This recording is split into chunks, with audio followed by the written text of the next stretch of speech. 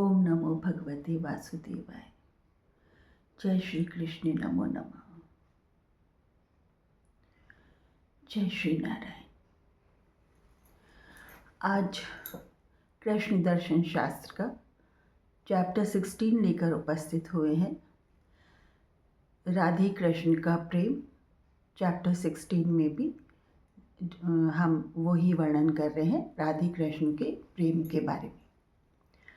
तो राधे कृष्ण का प्रेम वह प्रेम था जो आत्मिक प्रेम था, आत्मा का परमात्मा से प्रेम था, और वह शारीरिक प्रेम नहीं था। अब सुनो इनके प्रेम की गाथा। हुआ यूँ कि कृष्ण जी अपने घर में बैठे हुए थे। उन्होंने सोचा चलो राधे से मिलकर आया जाए, राधे से मिलने चलें। अब मिलने कहाँ चलें? मिलने चलें वहाँ जहाँ राधे रहती हैं। यानी कि कहाँ रहती हैं राधे? तो राधे पता है कहाँ रहती हैं? राधे कृष्ण के दिल की नगरी में रहती हैं। हाँ, उनके हृदय क्षेत्र की ईष्ट हैं राधे। श्री कृष्ण के हृदय क्षेत्र की, उनके हृदय क्षेत्र की ईष्ट हैं राधे श्री कृष्ण के। तो उस नगरी में जाया जाए और राधे से मिलकर आया जाए।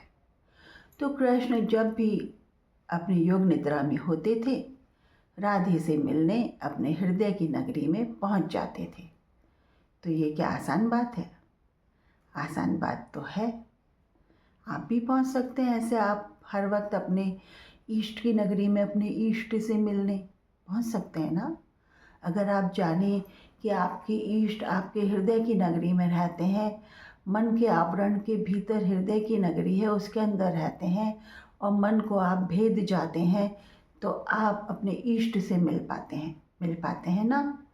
तो ऐसे ही कृष्ण अपने मन के आवरण तो उनका था ही नहीं, झीना सा आवरण होगा भी तो, जिसको वो भेद जाते थे और अपने हृदय की मलिका, हृदय की ईष्ट, हृदय की राधे रानी से बतला लिया करते थे और हृदय की नगरी में प्रवेश पाते थे। तो हृदय की नगरी में प्रवेश पाना सीखिए, हृदय की नगरी में प्रवेश पाना सीखिए, अपने इष्ट तक पहुंचना सीखिए। पहली बात तो अपने इष्ट को पहचानिए कि आपके इष्ट हैं कौन, है ना। इतने सारे भगवानों में जो भी भगवान आपके गुणों से मिलता जुलता हो, जिसके गुण आप अपने अंदर ढालना चाहें, जिसके गुण आप अपने अंदर उतारना चाहें, उस भगवान को पकड़िए, उस भगवान को जानिए, उस भगवान की लीलाएं, गाथाएं, कथाएं पढ़िए, और फिर सोचिए कि इस भगवान का मुझे क्या रूप अच्छा लगता है, या इस भगवान के कौन से दिव्य गुण या कौन से अच्छे गुण, कौन से सद्गुण मैं अपने में प्रकट करना चाहता हूँ। क्योंकि भगवान का केवल पूजा पाठ कर लेने से या भगवान के हाथ जोड़ने से भगवान की प्राप्ति नहीं होती। भगवान आप अपने अंदर उतार लीजिए, अपने हृदय में उस भगवान को प्रकट कर लीजिए, और आपका भगवान अगर आपके हृदय में प्रकट हो जाता है तो आपके वारे न्यारे हो जाते हैं। हाँ, आप संसार को एक अलग ही दृष्टि से देखने लग जाते हैं। एक अलग ही दृष्टि से आपको संसार दिखाई देता है, और फिर संसार की छोटी मोटी स्ट्रगल्स या छोटे मोटे संघर्ष कोई आड़े नहीं आते आपके, कोई मायने नहीं रखते हैं वो। जब आप सुप्रीम स्थान पाने लग जाते हो, अपनी आत्मा को ऊंचाइयों पर लेने लग जाते हो, अपने इष्ट से मुखातिब होते हो और हृदय की नगरी में पहुंच जाते हो, अपने इष्ट से बतला लेते हो, अपने इष्ट से हृदय की नगरी में मुखातिब हो लेते हो, तो एक तो अपने इष्ट को बनाइए। इतने सारे भगवानों की भीड़ में अपना खुद का भगवान ढूंढिए कि आप कौन से भगवान से खुश रहते हैं, कौन से भगवान के गुण आप अपने अंदर उतारना चाहते हैं। जो भी भगवान आपको सर्वप्रिय लगे, बस उसके पैर पकड़ लीजिए, अपने हृदय में धारण कर लीजिए उस इष्ट को। उस इष्ट को हमेशा ये समझिए कि मेरे हृदय में है वो इष्ट, और सदा उसके प्रति नतमस्तक रहिए। कहीं नहीं आपका इष्ट मंदिरों में या तीर्थों में या इधर उधर, बाहर नहीं है आपका इष्ट, अंदर ही बैठा हुआ है हृदय की नगरी में। तो श्री कृष्ण राधे से दूर कहाँ थे? वो तो अपनी राधे के साथ सदा ही वास करते थे। हैं, अब तुम कहो कि वो प्रेमी प्रेमिका थे ऐसे बतलाते होंगे, या श्री कृष्ण का रुक्मणी से प्रेम, राधे से प्रेम, ये वो रुक्मणी से प्रेम था उसका भी वर्णन करेंगे जब रुक्मणी से प्रेम के बारे में बात करेंगे। अभी हम राधा का प्रेम बता रहे हैं। राधा से श्री कृष्ण कभी अलग थे ही नहीं। श्री कृष्ण बैठे होते थे और राधे उनके हृदय में होती थी। कभी भी बतला लेते थे, चाहे हृदय के अंदर चाहे ऐसे बैठे हुए। तो उन्होंने राधा से कहा, अंदर ही थी, इष्ट थी उनकी। राधा से कहा कि राधे, आज तो बरसाना आ रहा हूँ तुझसे मिलने, बोल क्या करना है, कुछ करें राधे, आज तो कुछ करें। तो राधे ने कहा, क्या करोगे? बोले बता आज क्या करें, तेरे से मिलने आने का बड़ा जी है आज। राधे बोली तो आ जाओ, पर एक काम करना। बोले क्या? कि देखो, जब तुम बरसाने मिलने आओगे ना, तो मैं चाहूँ हूँ कि तुम स्त्री वेश में आओ, पुरुष वेश में ना आई हो, स्त्री वेश में आई हो। कि क्यों? कि ना ना ना, अभी है ना, अब मैं बड़ी हो गई हूँ, तो मुझे हर किसी पुरुष से मिलने की आज्ञा ना है, मैं हर किसी पुरुष से ना मिल सकूं। राधे, पर मैं पुरुष थोड़ी हूँ यार, मैं तो तेरा आत्मा हूँ, तेरा ईष्ट हूँ, तेरा आत्म तत्व हूँ राधे, तू मुझे पुरुष कैसे गिन रही है? क्यों, पुरुष का वेश ना है तुम्हारा? राधे बोली कृष्ण से, हाँ पुरुष का वेश तो है, जो तुम पुरुष ना हुए। तो फिर तो स्त्री बन के आओ। स्त्री बन के आऊँगा तो क्या गांव में पता न लगेगी कि कन्हैया स्त्री बन के आ गया? ना ना ना ना ना, मेरे लिए तो स्त्री बन के आओ तुम, मैं ना आता स्त्री बन के। तो फिर कैसे आओगे? हाँ, एक बात ध्यान आई मेरे को। क्या? कि मैं तो मणिहारन बन के आऊँगा। मणिहारन? हाँ, चूड़ी बेचने वाला बन के आऊँगा और तुझे चूड़ी पहनाऊँगा। हाँ, चूड़ी तो पहन लेगी ना तू मेरे हाथ से, जब मैं चूड़ी पहनाऊँगा तो। श्री कृष्ण बोले, अच्छा भाई ठीक है, आओ चूड़ी पहनाने आओ आज। तो कौन से वेश में आ रहे हो? क्यों, चूड़ी पहनाने वाले क्या स्त्री वेश में आते हैं? मैं तो पुरुष वेश में ही आऊँगा और तो एक चूड़ी पहनाने आऊँगा, तो आ जाइए चूड़ी पहनने। अब तो कैसी चूड़ी पहनेगी ये बता दे। श्री कृष्ण ने राधे से कहा, लाओ कान्हा लाओ, जैसी भी चूड़ी लाते हो लेकर तो आओ, मैं भी तो देखूं कि चूड़ी बेचने वाले कान्हा कैसे लगते हैं, कैसे बना के आते हैं अपना वेश। हाँ, तो चूड़ी बेचने वाला बन के आ रहा हूँ देख तेरे बरसाने में, और आ जाइए मुझसे मिलने। राधे बोली ठीक है। अब श्री कृष्ण गए, कहाँ गए? चूड़ी बनाने वाले के पास। उससे बोले, देख सब तरह की चूड़ियाँ दे दे। हाँ हाँ, सब तरह की ले जाओ। कहाँ जा रहे हो कान्हा? अरे जा रहा हूँ किसी काम से, आज ज़रूरत है मुझे इतनी सारी चूड़ियों की, ला दे दे। तो ना उससे चूड़ियाँ खरीद ली कृष्ण ने, चूड़ी बनाने वाले से। चूड़ियाँ लेके उनको अपने एक उसमें एक थाली में रख के, एक अच्छे से झोले में रख के, और सिर पे पगड़ी बांध के, जिसमें मोर मुकुट उन्होंने नहीं लगाया था, सिर पे पगड़ी बांध के, और एक अकेले ही चल दिए बरसाना के लिए। चूड़ी ले लो चूड़ी, चूड़ी ले लो चूड़ी, हरी पीली रंग बिरंगी नीली पीली लाल रंगीली, चूड़ी ले लो चूड़ी। चूड़ियों की आवाज़ लगाते लगाते पहुंच गए बरसाना, पहुंच गए राधा के महल के उधर। वहाँ पे चूड़ी ले लो, चूड़ी पहनो री, सखियों आ जाओ चूड़ी पहनो री। राधा अपनी सखियों सहित आ गई चूड़ी पहनने, है ना। चूड़ी बेचने वाले के पास तो आ जाएंगी ना राधे, है। तो चूड़ी बेचने वाला कौन था? कान्हा। पहले ही पता था उनको कि कान्हा आए हुए हैं चूड़ी लेके, सखियों के साथ आ गई चूड़ी पहनने। तो अब कृष्ण भी बहुत तेज़, कृष्ण क्या कर रहे हैं, राधा को देख लिया कि राधा आ गई हैं चूड़ी पहनने, पर राधा को चूड़ी नहीं पहना रहे, उनकी सखियों को, उनको दिखा दिखा के, उनको चढ़ा चढ़ा के उनकी सखियों को चूड़ियाँ दिखवा रहे हैं, उन्हें पहनने को दे रहे हैं, कुछ पहना रहे हैं, कुछ पहनने को दे रहे हैं। और राधा ठगी सी बैठी हुई है, अरे देखो, मैं आए तो मेरे से मिलने हैं और पहना मेरी सखियों को रहे, कैसे हैं ये भी कृष्ण है, कैसे हैं। तो राधा उनकी लीला देख रही है। राधा को तो पता है कि श्री कृष्ण भी लीला करने आए हैं और मैं भी लीला करने आई हूँ। तो राधा देख रही हैं कि कैसे उनकी सखियों को कृष्ण बढ़ा चढ़ा के, अरे ये ले लो री, ये देखो ये कितनी सुंदर है, अरे ये ना जचेगी तुम पे, ये जचेगी, ये पहनो, देखो ये ना जचेगी तुम पे, ये जचेगी, ये पहनो। तो सखियाँ बोल रही हैं राधे से, राधे तू भी छांट ले कोई सी चूड़ी, तू भी पहन ले। ना ना तुम ही पहनो, तुम ही पहनो, पहना रहे ना तुझे, अरे पहना रहा है ना ये मनिहारन, ये पहना रहा है ना, ये इससे पहनो, मैं तो देख रही हूँ तुम्हें, तुम पहन लो पहले, बाद में मैं पहनूंगी। पहले सखियों ने चूड़ी पहनी, राधे बैठी देखती रही कृष्ण को।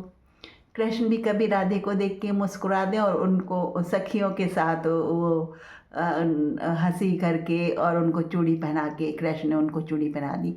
जब सखियों का मन भर गया चूड़ी पहन के, तब बोली अब तो पहन ले राधे, अब तो पहन ले, चूड़ी पहनाने वाला बैठा हुआ है जब से आया हुआ है, अब तुमने चूड़ी पहन ली ना, हाँ तो जाओ अब। क्यों, तू भी पहन ले फिर चलें। हाँ तुम जाओ, अब तुमने चूड़ी पहन ली ना, तुम जाओ बस, अब मेरी और इसकी बात होगी, मैं इससे चूड़ी पहन लूँगी।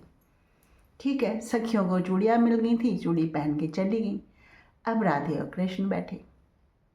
बोल का ना, चूड़ी पहनाने तो मुझे आया था और पहना रहा है मेरी सखियों को, मुझे क्यों ना पहनाई। तुझे चूड़ी पहना के क्या करूँ, चूड़ी पहनाने थोड़ी आया हूँ तेरे को, तो किस लिए आया है काना। अरे राधे, दिल में बात करते करते जी हो जावे तेरी रूप का दर्शन करने का, इस बहाने आया था। तो फिर तो बता, अब बता इन चूड़ियों में से कौन सी चूड़ी पहनेगी, बता तो सही। देख राधे, बता दे कौन सी चूड़ी पहनेगी। कान्हा, तुझे पता तो है कि मुझे तेरे सिवा कोई ना भाए, श्याम रंग की चूड़ी बनती हो तो पहना दे मुझे, श्याम रंग की चूड़ी पहनूंगी। देख राधे, श्याम रंग की चूड़ी ना बनती तो कौन सी चूड़ी पहनाएगा ये बता दे। और सीधी सादी बात तो ये है राधे कि देख, तू और मैं हैं एक, है ना, मैं तुझसे विवाह ना कर सकूं, तू मुझसे विवाह ना कर सके, क्योंकि हम एक ही हैं। और विवाह होता है तो दो व्यक्तियों के बीच में होता है, एक ही आत्मा के अंदर विवाह नहीं होता। हम तो एक ही आत्मा के दो रूप हैं, हमें विवाह नहीं होता राधे, हम दोनों विवाह नहीं कर सकते, पर हम एक दूसरे के प्राण हैं राधे, हम एक दूसरे के इष्ट हैं। हम अगर एक दूसरे से अलग हो गए, अंदर से अलग हो गए, अपने हृदय में एक दूसरे से अगर अलग हो गए, तो हम जीवित नहीं रह सकते राधे। हम एक दूसरे के संबल हैं, हमारे प्राण एक दूसरे से ऐसे रचे बसे हैं कि अगर हमारे प्राण एक दूसरे से विमुख हो गए तो हम जी नहीं पाएंगे इस धरती पर राधे। हाँ कृष्ण, यही बात है। तो अब एक बात बता रहा हूँ राधे, तू सुन, कि सुना कि देख, इन दैत्यों को मारने की तो बारी हो रही है अब ख़त्म। ये दैत्य कंस के जो भी मर रहे हैं, मार रहा हूँ, इनकी बारी हो रही है अब ख़त्म।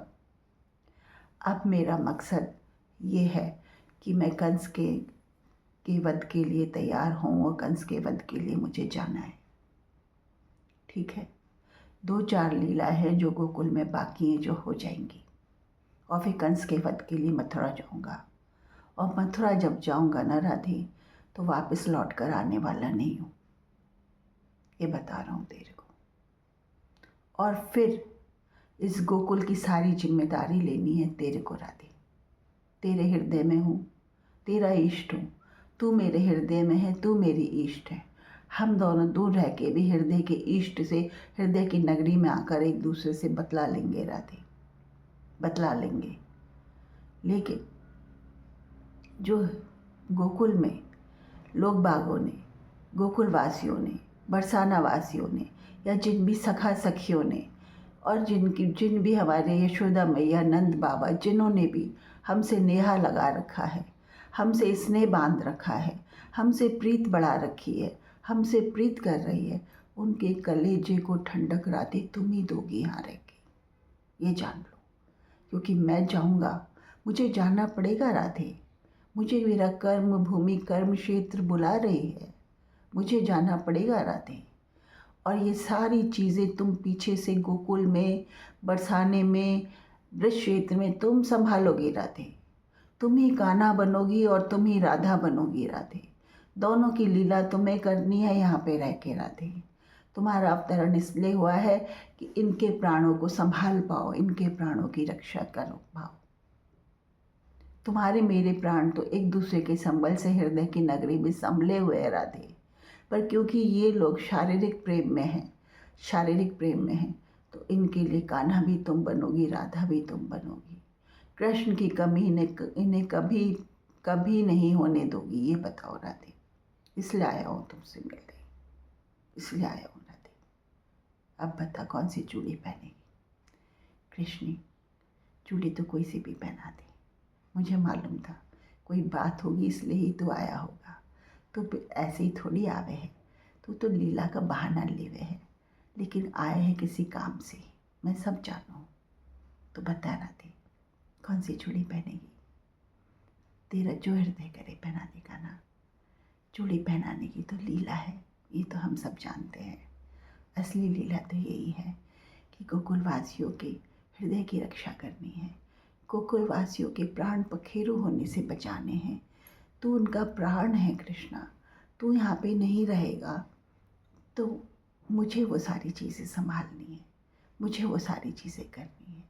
हाँ राधे, अब तू मेरे एब्सेंस में, मैं जब उपस्थित यहाँ पे ना रहूँगा, इन सब की दिल कैसे संभलाएगी, इन सब का हृदय कैसे अपने कार्यों में लगाएगी, इन सब से कैसे तू मेरे न रहने पर कैसे तू इन सबको निहाल करेगी राधे। वो तेरी लीला है, वो तेरी कृपा है राधे।